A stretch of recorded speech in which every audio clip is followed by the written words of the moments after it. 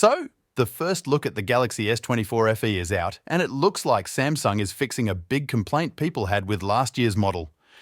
What's up, guys? Sal here, and once Samsung unveiled the S23 FE last year, it was a bit of a letdown for many.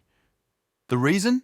They had increased the size of the bezels around the display significantly. These bezels were almost as big as the ones you'd find on their more budget-friendly A-series phones. It was pretty surprising since the S-series is known for its sleek design with ultra-thin symmetrical bezels. Seeing those chunky bezels on what was supposed to be a flagship phone was definitely a bummer. But here's the good news. It looks like Samsung has listened to the feedback because the first look at the S24 FE shows it with thin bezels, much like the ones on the S24. Yes, the chin is a bit noticeable, but it's not a major issue. Plus, Samsung has bumped up the display size to 6.7 inches from 6.4. These renders come from OnLeaks, and they're based on official CAD dimensions, so what you see here is pretty much what you'll get. Looking at the S24 FE, it's virtually identical to the S24, which is a pattern we've seen over the years, except for that bezel hiccup last year. You might be wondering what exactly says the S24 FE apart from the S24, and why Samsung even bothers with this model. Well, I've got a comparison to clear that up.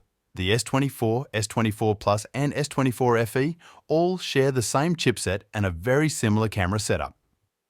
The main differences lie in the front and telephoto cameras, where the S24 FE has slightly less megapixels.